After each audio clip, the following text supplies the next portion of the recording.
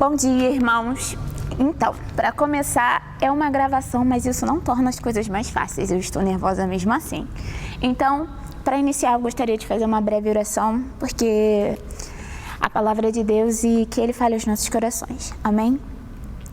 Santo e amado Deus, Pai, aqui eu estou, Senhor, disponível como ferramenta em Tuas mãos, Pai, para falar o que o Senhor deseja e que possamos te ouvir e entender da forma mais clara possível, Senhor. Me usa, Senhor, que seja o Seu Espírito a falar. Em nome de Jesus, amém. Bom, o tema da lição de hoje é ouvindo as pessoas certas. No primeiro e no segundo parágrafo da introdução diz o seguinte: o objetivo da presente lição é refletir e avaliar sobre aquilo que precisa ser mudado na retomada do caminho a trilhar num contexto de múltiplas informações e crises. As lições até aqui delineadas têm pavimentado a estrada segura, a fim de continuarmos avançando e retomando a confiança,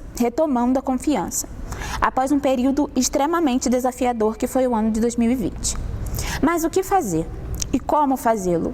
O nosso ponto de partida é nos certificarmos daquilo que temos visto e ouvido, para que tenhamos a autoridade espiritual necessária para nos orientarmos no caminho e orientarmos os outros. Ouvindo as pessoas certas. De início, esse tema já falou ao meu coração. O contexto da lição é o seguinte: o povo de Israel estava há 70 anos no cativeiro. Mas vamos voltar um pouco antes disso. Antes do povo ir para o cativeiro, o rei era Zedequias. E Zedequias, ele não estava fazendo o que agradava a Deus. Então, ele decidiu entrar em combate com o rei Nabucodonosor. E ele perdeu. Nisso que ele perdeu, o comandante da guarda imperial e conselheiro do rei incendiou o templo do Senhor, o palácio real e todas as casas de Jerusalém. Derrubou os muros e ele levou para o exílio o povo que sobrou da cidade. Levou tudo o que havia no templo de Jerusalém para o templo do Deus de Nabucodonosor. E eles ficaram lá no exílio por 70 anos. Então, o rei Ciro, depois desses 70 anos, ele era o rei nesse momento, ele decidiu, isso diz no primeiro parágrafo do contexto, diz assim: o povo de Israel, após um grande período de cativeiro, fruto da desobediência à aliança, tem a possibilidade de retornar a Jerusalém.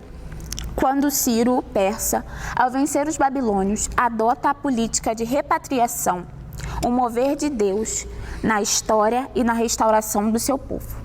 A gente pode ver essa história melhor em Esdras, do capítulo 1 ao capítulo 5. De início, o rei Ciro diz o seguinte: gostaria que os irmãos, se possível, abrissem Esdras no momento. Só um minutinho, aqui, né? Ai, meu Deus. Aqui.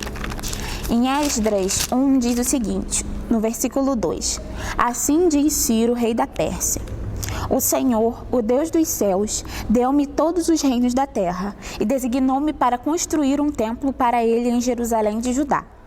Qualquer do seu povo que esteja entre vocês, que o seu Deus esteja com ele, e vá a Jerusalém de Judá reconstruir o templo do Senhor, o Deus de Israel, o Deus em quem Jerusalém tem a sua morada. E todo sobrevivente, seja qual for o lugar que esteja vivendo, receba dos que ali vivem prata, ouro, bens, animais e ofertas voluntárias para o templo de Deus em Jerusalém.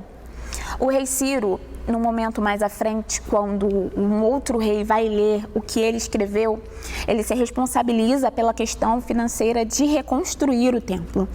Então, esse povo de início, lá pelo capítulo 3, ele se anima, ele faz festa, ele comemora. Porém, um outro povo inimigo do povo de Israel, eles se oferecem para ajudar na construção do muro, do templo. Então, Zorobabel, que era o responsável por isso, ele não aceita ajuda e ele diz o seguinte, lá em Esdras 4:2: foram falar com Zorobabel e com os chefes das famílias. Vamos ajudá-los nessa obra, porque como vocês, nós buscamos o Deus de vocês e temos sacrificado a ele desde a época de Esar-Hadon, rei da Síria, que nos trouxe para cá. Contudo, Zorobabel Jesuá e os demais chefes das famílias de Israel responderam: não compete a vocês a reconstrução do templo do nosso Deus, somente nós construiremos para o Senhor, o Deus de Israel, conforme Ciro, rei da Pérsia, nos ordenou. Então, aquele povo inimigo, por não conseguir ajudar, porque eles, na verdade, já queriam minar essa construção do templo, eles usaram de outras estratégias. No versículo de baixo diz o seguinte: então a gente da região começou a desanimar o povo de Judá e a atemorizá-lo para que não continuassem a construção, pagando alguns funcionários para que se opusessem ao povo e frustrassem o seu plano. E fizeram isso durante todo o reinado de Ciro, até o reinado de Dário, reis da Pérsia. Então, a parte que eu quero focar o povo teve a oportunidade de começar do zero. Um povo que desobedeceu a Deus, ficou 70 anos exilado e Deus deu a eles a oportunidade de serem buscados, de serem reconstruídos novamente. Então, esse povo, quando começa essa situação, esses inimigos vêm e tentam minar, e eles tentam de outra forma porque não conseguem. Mesmo fazendo isso, eles vão ao outro rei mais à frente, eles dizem que esse povo, alegam que o povo de Deus, eles têm uma característica de um povo rebelde, e o rei, ele pede para parar a obra. Então, eles ficam 16 anos parados. Então, mais à frente, os profetas Zacarias e Ageu, eles vêm para poder dar uma palavra de ânimo, de transformação, para que esse povo continue a obra. E agora eu gostaria de trazer um pouco a lição para a nossa vida, ouvindo as pessoas certas. Essas pessoas do povo de Deus, eles tiveram esse contato de ouvir as pessoas erradas. E trazendo para a nossa vida, nós temos que colocar em pauta quem nós temos ouvido. No segundo tópico da lição diz assim: quando pensamos sobre quem devemos ouvir, pode ser que de forma imediata tenhamos em mente a orientação apresentada por Deus no momento da transfiguração, a Ele ouvir. Mas o fato é que, em meio às decisões e pressões do dia a dia, perdemos o foco e assim escutamos vozes que podem nos levar ao erro. Por esse motivo, é importante que estejamos cercados de pessoas certas. Os profetas Ageu e Zacarias foram os homens que trouxeram as orientações adequadas, falando em nome de Deus, Israel. É muito difícil nós julgarmos que alguém esteja falando em nome do Deus de Israel se nós não soubermos discernir. Em 1 Coríntios 2 diz o seguinte: ai meu Deus, muita coisa. 1 Coríntios 2 diz assim, vamos lá, pronto. Esse texto se trata de uma carta de Paulo aos Coríntios e ele diz assim: eu mesmo, irmãos, quando estive entre vocês, não fui com discurso eloquente, nem com muita sabedoria, para lhes proclamar o ministério de Deus, pois decidi nada saber entre vocês, a não ser Jesus Cristo e esse crucificado.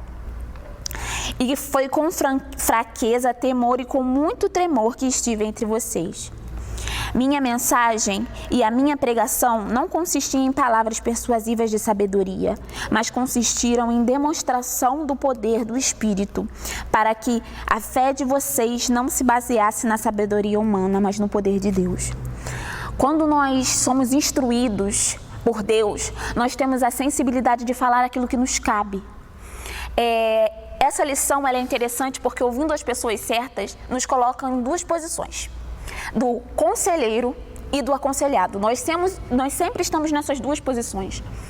E não tem pessoa melhor para nos direcionar a quem nós devemos ouvir e a quem nós devemos falar do que Deus.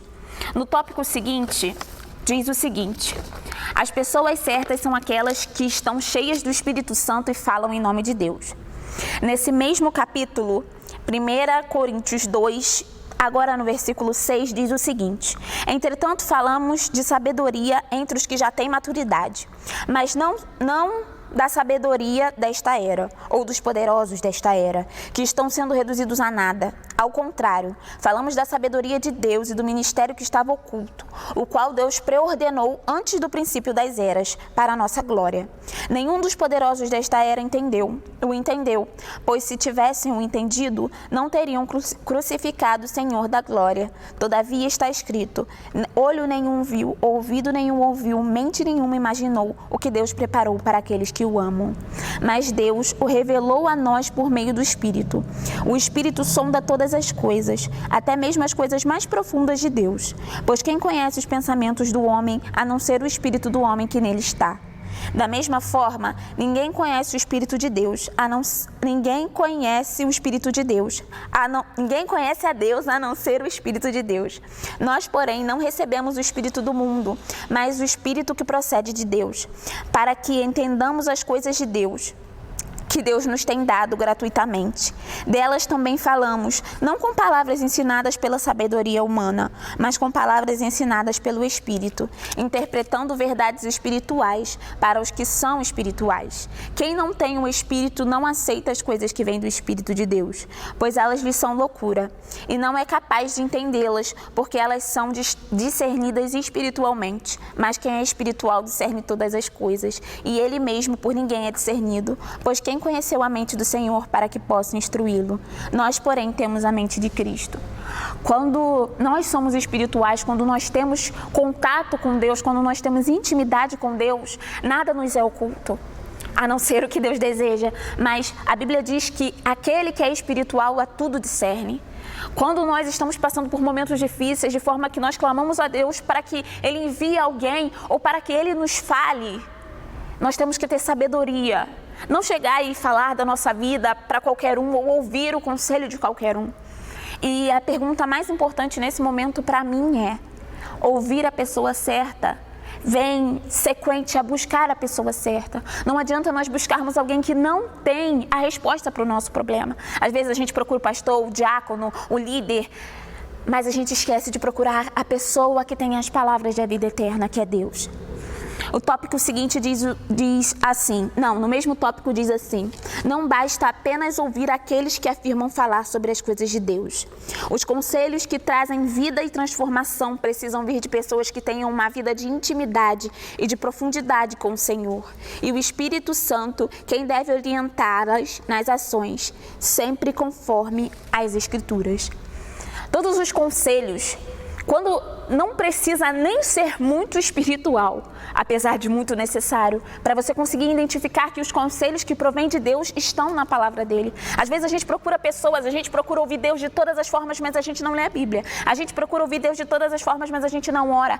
Deus é simples e Ele fala conosco a todo momento, mas se o nosso espírito não tem paz, se nós não decidirmos silenciar a nossa alma e os pensamentos que turbam o nosso coração, nós não vamos ouvir por mais que a resposta esteja na nossa frente. No tópico B diz o seguinte: pessoas certas apresentam palavras de encorajamento e consolo. O profeta Zacarias nos aponta uma verdade que devemos observar. Temos que ter cuidado de, mesmo em meio à exortação, apresentar encorajamento e consolo. Então o Senhor respondeu palavras boas e confortadas ao anjo que falava comigo.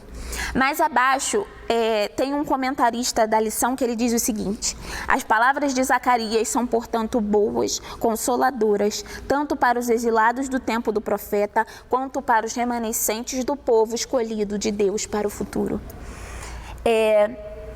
Irmãos, falando por mim, às vezes a gente pensa que exortar é brigar, é chamar atenção, é expor, e não é isso. Enquanto eu lia os textos da lição, Deus falou muito ao meu coração e eu gostaria que os irmãos abrissem em 2 Timóteo 2, 25, que diz o seguinte. Diz assim, 25 não, irmãos, 24. Ao servo do Senhor não convém brigar, mas sim ser amável para com todos, apto para ensinar, paciente. Deve corrigir com mansidão aos que lhe se opõem, na esperança de que Deus conceda arrependimento, levando-os ao conhecimento da verdade, para que assim voltem à sobriedade e escapem da armadilha do diabo, que os aprisionou e que os fazem que os aprisionou para fazerem a sua vontade. Quando a gente não sabe exortar, não sabe chegar em alguém, o diabo se aproveita daquela situação para que a mesma pessoa que tem necessidade de estar próxima de você se afaste. Então nós devemos saber exortar. Às vezes a gente quer falar dos nossos saberes, às vezes a gente quer falar, mas você faz assim e o seu pecado é esse, o seu erro é esse. Não nos cabe julgar, nos cabe falar aquilo que o Senhor deseja, para nós ouvirmos as pessoas certas e sermos pessoas certas para ouvir os outros. E aconselhar os outros, nós temos que ter sensibilidade à voz de Deus. Porque como foi lido no início, quem é espiritual tudo discerne. Quem é espiritual tudo discerne. Quem é espiritual tem sensibilidade em ouvir, tem mansidão, exorta com amor. E ainda assim não deixa de passar o que é necessário. Porque, irmãos, não adianta a gente passar pano quente e não dizer o que é necessário. Mas não adianta a gente esculachar uma pessoa ou expô-la de forma que ela não queira, mas estar próximo de nós. Nós devemos ser canal do amor de Deus. E o amor não é aquele que faz acepção de pessoas e nem que coloca essa pessoa em exposição, mas é aquele que exorta com amor, cuida e aproxima essa pessoa de Deus. No tópico seguinte, o 3 diz o seguinte: ouvir requer disposição para obedecer. Após compreender as orientações apresentadas, o povo retorna imediatamente à construção do templo. Era preciso mais do que apenas ouvir o que era certo. Deveriam colocar em prática todas as ordens dadas por Deus através dos profetas. Irmãos, tem um texto em Tiago que diz assim, Tiago 1:22. Só um minuto. Diz assim: sejam praticantes da palavra e não apenas ouvintes, enganando-se a si mesmos. Aquele que ouve a palavra, mas não a põe em prática, é semelhante a um homem que olha sua face no espelho e depois de olhar para si mesmo, sai e logo esquece da sua aparência. Mas o homem que observa atentamente a lei perfeita, que traz a liberdade e persevera na prática dessa lei, não esquecendo o que ouviu, mas praticando-a, será feliz naquilo que fizer. Quando eu li esse texto de primeira, ficou um pouco confuso e eu li outras vezes. Eu espero não ter chegado à interpretação errada. Mas quando eu leio, aquele que ouve a palavra e não a põe em prática é semelhante a um homem que olha sua face no espelho e depois de olhar a si mesmo, sai e logo esquece a sua aparência. É porque Jesus é a luz. Ele traz a luz ao nosso pecado e quando esse pecado está na luz, nós vemos o que é necessário ser feito, nós sabemos o que é necessário se fazer, as decisões que são importantes serem tomadas para que o nosso caminho seja diferente. Deus nos dá as instruções corretas para obedecer, mas quando a gente não obedece, mesmo esse pecado estando à luz, a gente vira as costas e age como se ele não estivesse ali. O tópico seguinte diz assim: ouvir sem obedecer traz consequências sérias. Poderia ser usado aquele texto de Deuteronômio 28 que diz as bênçãos provenientes da obediência e tem as maldições provenientes da desobediência, mas esse texto, ele está bem antes, ele está no Velho Testamento, então vamos usar um texto atual. Vamos colocar assim. Em Efésios 5:6 diz o seguinte. Efésios 5, a partir do 6, diz assim: não os engane com palavras tolas, pois é por causa dessas coisas que a ira de Deus vem sobre os que vivem na desobediência. Portanto, não participem com eles destas coisas, porque outrora vocês eram trevas, mas agora são luz. Vivam como filhos da luz, pois o fruto da luz consiste em toda bondade, justiça e verdade, e aprendam a discernir o que é agradável ao Senhor. Não participem das obras infrutíferas das trevas, antes exponham-nas à luz, porque aquilo que lhes fazem em oculto, até mencionar é vergonhoso, mas tudo que é exposto à luz torna-se visível, pois a luz torna visíveis todas as coisas, por isso que foi dito, desperta tu que dormes, levanta-te dentre os mortos e Cristo resplandecerá sobre ti. Se a gente continuar naquela mesma posição do homem que olha no espelho, a luz expõe o pecado dele e ele vira as costas. Irmãos, esses textos não estão ligados, mas eles falam a mesma coisa. Ninguém os engane por palavras tolas. A Bíblia diz em Apocalipse que no fim dos tempos os homens virariam amantes de si mesmos. E às vezes a gente quer ouvir o que agrada aos nossos ouvidos. Não é dizendo, como foi citado no versículo anterior que foi lido em Timóteo, que nós devemos deixar de exortar com amor, mas também a gente não pode esquecer que as nossas atitudes têm que ser mudadas. Tudo aquilo que infringe o caráter de Deus e aquilo que nos ensinou e nós não praticamos e nós não mudamos, não está certo. E às vezes a gente escolhe simplesmente não ver. E essas nossas decisões, elas terão consequências. No quarto e penúltimo e último tópico diz assim: ouvir a Deus exige compromisso e empenho. Os profetas estavam com o povo e a obra havia recomeçado e agora deveria ser concluída. Por isso era necessário empenhar-se para cumprir a orientação do Senhor. Nesse momento, através do profeta Ageu, Deus envia uma palavra de motivação. Eu estou com vocês. Irmãos, não tem palavra mais gostosa, frase mais maravilhosa de ser ouvida do que eu estou com vocês. Tem uma passagem na Bíblia de quando o povo está passando por um momento difícil, eu não lembro direito, mas é aquela que diz que se Deus não for conosco, nós não queremos ir. E quando você sai dessa situação e tem a resposta de Deus, eu estou com vocês, não tem mais nada que você precise. Não importa a sua situação, não importa o que aparentemente está acontecendo. Se Deus está com você, essa obra vai ser concluída. Para fechar, para pensar e agir diz assim: quem são as pessoas que nos cercam? Quais as características delas marcam, quais as características delas que marcam a sua vida? Meu Deus. E a história? Precisamos pensar para quem abrimos o nosso coração e de que maneira isso nos influencia. Meu conselho é que antes de nós procurarmos alguém para que seja o nosso amigo, o nosso companheiro de jornada de fé, nós procuremos aquele que pode resolver o nosso problema, que é Deus.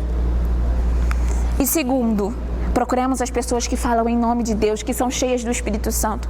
Nós não estamos em posição de julgar ninguém e nem de tirar conclusões.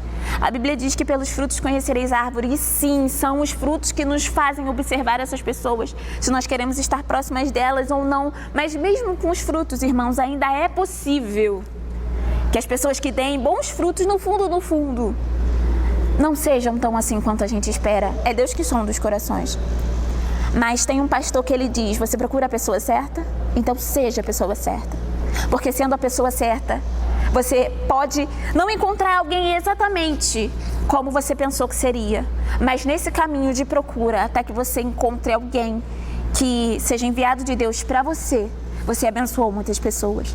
E às vezes no nosso momento de maior dificuldade, maior luta, de depressão, de ansiedade, de tristeza e de amargura, é o momento que Deus mais quer usar a nossa vida.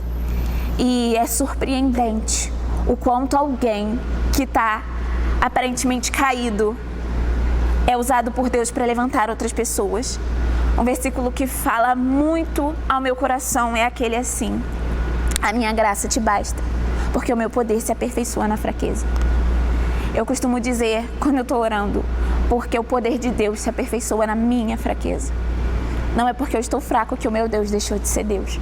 Então que tenhamos sabedoria em ouvir, sabedoria em estarmos dispostos a sermos colocados em posição, a nos colocarmos em posição daquele que tem um relacionamento de troca. É conselheiro e aconselhado, mas que está sempre cheio do Espírito Santo, para transmitir o Espírito que está dentro de si. Eu costumo dizer para as crianças que copo vazio não enche outro. Se estivermos vazios, não teremos capacidade de ouvir a Deus sobre nós e não teremos capacidade de falar para as outras pessoas o que Deus deseja falar com elas. Muito nervosa, irmãos, mas eu espero que Deus tenha falado contigo como falou comigo. Amém. Acabei.